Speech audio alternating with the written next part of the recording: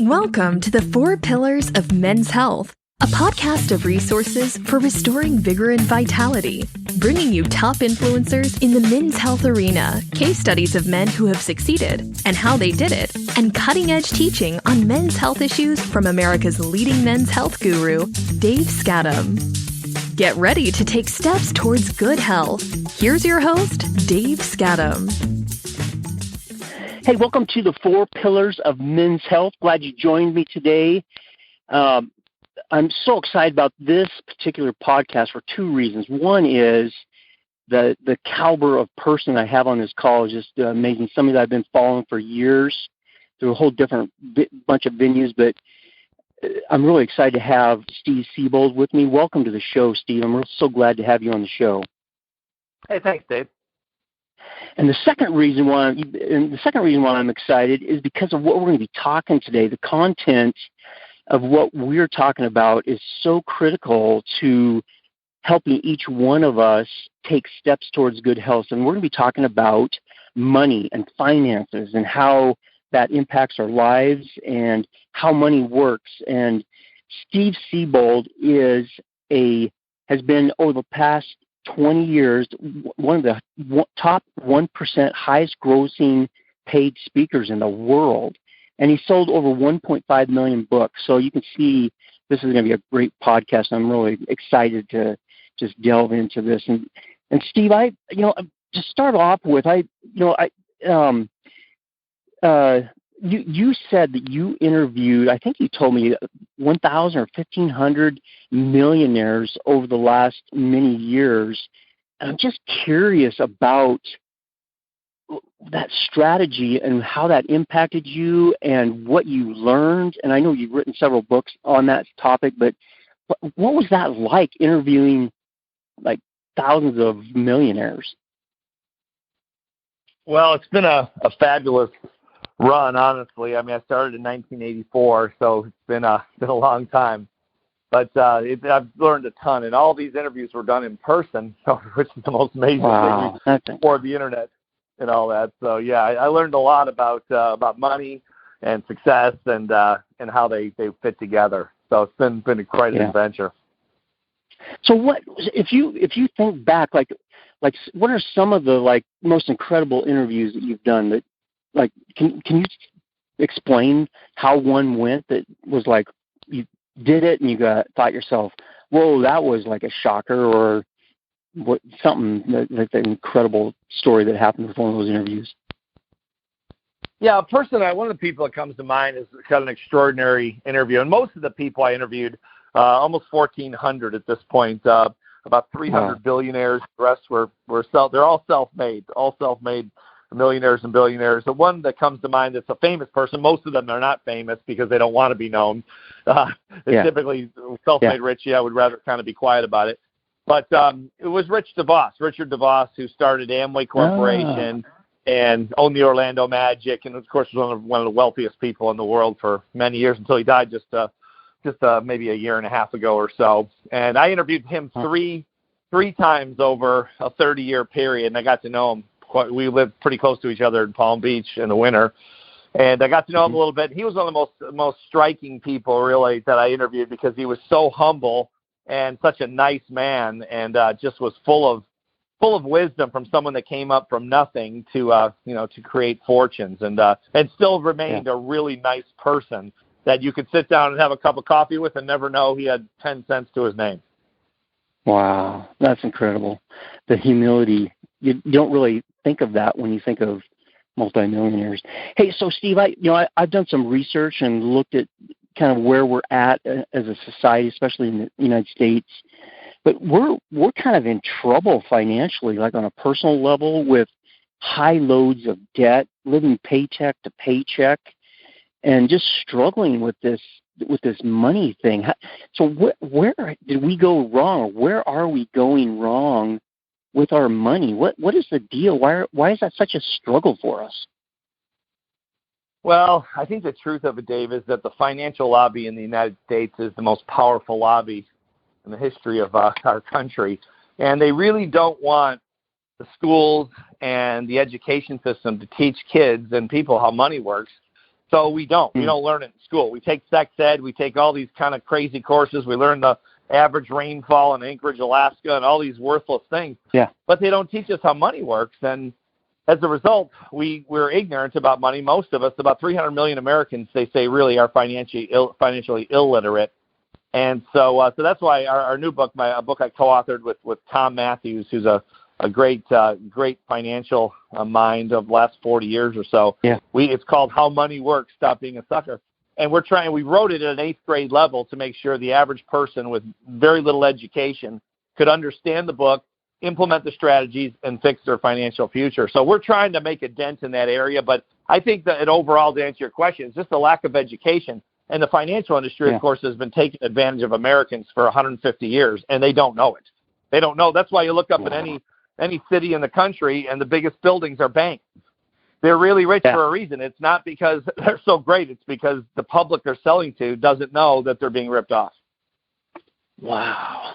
So correct me if I'm wrong. I think you just said 300 million Americans are financially illiterate. Is that illiterate? Is that what you just said? Yeah, that's the numbers, an approximate number, of course, but the studies show that most Americans can't tell you. They don't understand basic concepts like compound interest and the rule of 72 and time value of money. These basic concepts that literally, Dave, you can teach a 14-year-old kid. They're not complicated, but you need to know them. So when you walk into a bank and they offer you 0.01%, which is common on your passbook savings account, and then you say, oh, well, thank you very much for setting up my account, and they give you a credit card application. It's going to cost you 17%. If you don't know the rule of 72 and you're not a mathematician, what you're missing is that your money at 0.01%, your money doubles every 7,200 years, but at their 17% credit card, their money doubles every 4 years.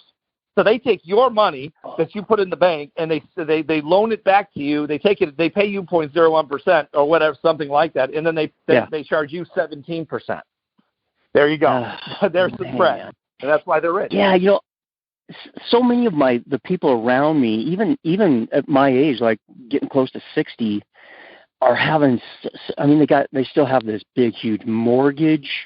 They got credit card debt. They're trying to figure out how to retire. And what I'm hearing from you is at least part of the problem. There's two things. One is they're financially illiterate. They don't understand it, but also they're being taken advantage of. Oh, absolutely. Oh, they're being completely ripped off. But if I'm illiterate financially, I don't know I'm being ripped off. So it's just like what do they pass out at the banks when the old days when we'd stand in line at the bank? They got a bowl of suckers there. And they're usually dumb suckers. And I think they're trying to tell us something. Oh, man. Because we're illiterate, but financially illiterate. But they're kind of telling us, here, thank you, dumb. Come back to the bank and give us more of your money so we can loan it back to you at an outrageous percentage interest rate. And, there we are. In the richest country in the world, most of us don't know how money works. Yeah. So what you mentioned a couple of things there, but one thing I cued in on is you said the rule of 72. So just for our listeners out there, what is the rule of 72? How does that impact us personally? What is that? The rule of 72 is just an old mental math shortcut that just determines at a given interest rate how long it takes you can figure out how long it takes to double. So if it's 17%, it takes 4 years to double. If it's at the normal, like I said, passbook savings rate, like I think the average in the country right now today is I think it was 0.09 today. So at 0.09, that would take roughly 800 years for your money from $1 to turn to $2. And then they loan it back to you again with credit cards and loans, car loans and home loans, mortgages and all that. And they're getting a pretty decent rate and much better than what they give out. So the spread is where they get rich. Yeah. Wow. Man, just think if we could train I have a 35-year-old son, but I also have an 18-year-old son. He's pretty savvy with this stuff. But just think if I learned these concepts like he's learning them at his age, if I was his age and I started, I would be like on a rocket ship right now, or on a Caribbean island or something like that. Yeah, there you go. Yeah. Caribbean island. I mean.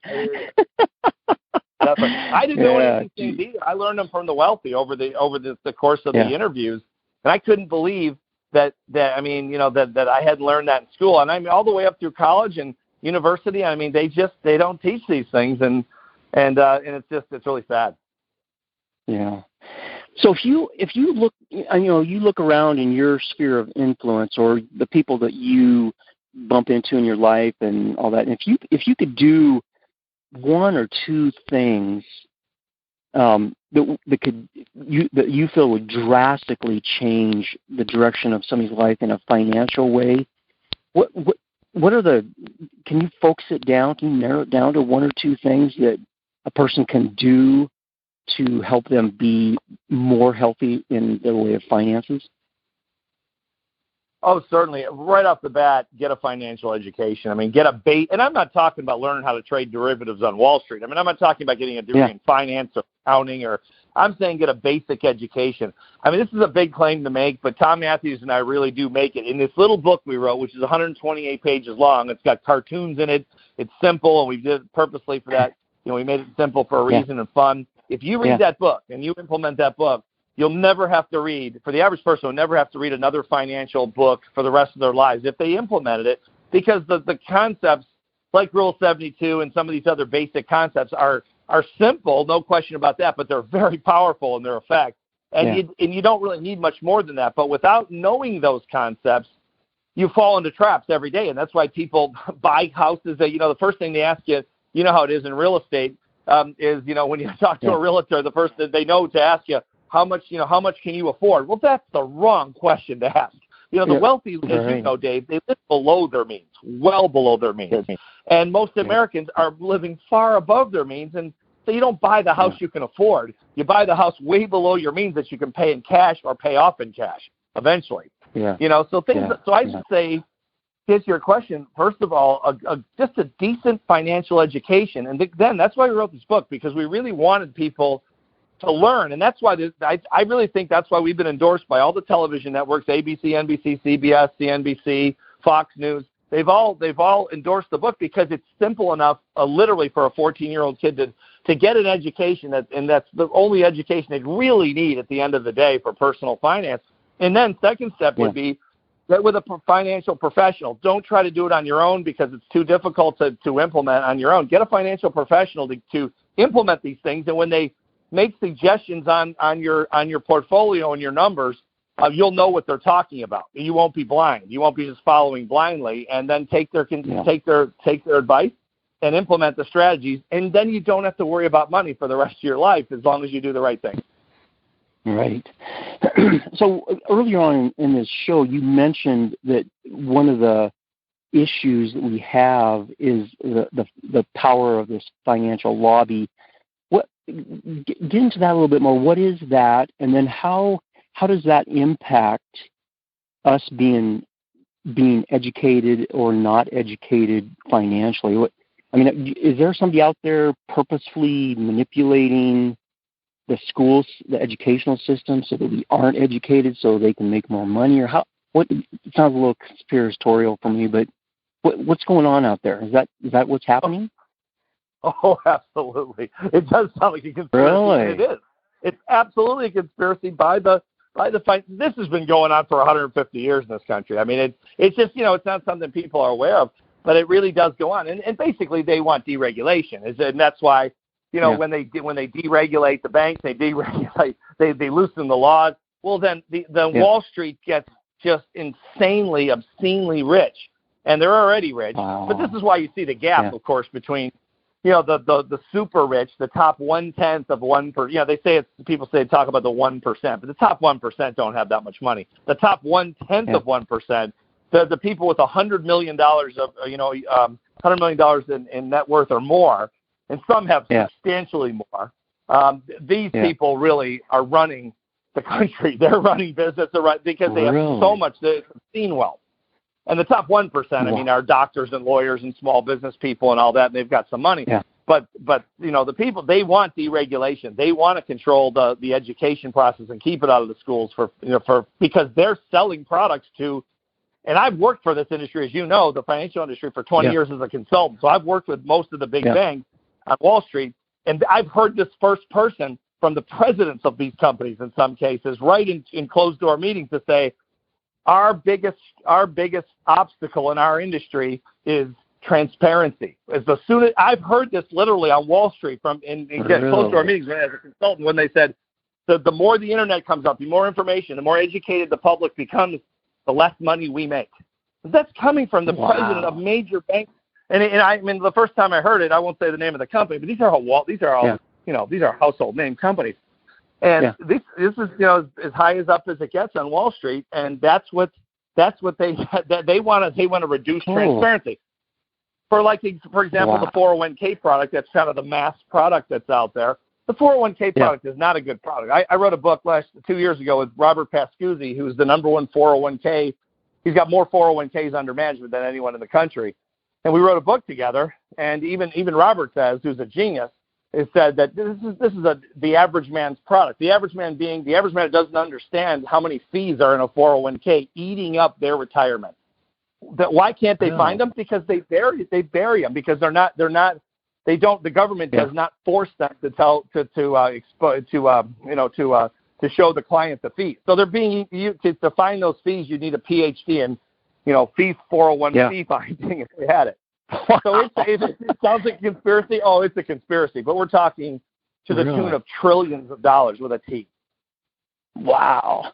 So now just listening to you, and this is starting to tick me off because people are being taken advantage of. And now, so that kind of launched me into my last question I had for you, Steve, is I know that you have this new book that you've written, How Money Works, Stop Being a Sucker.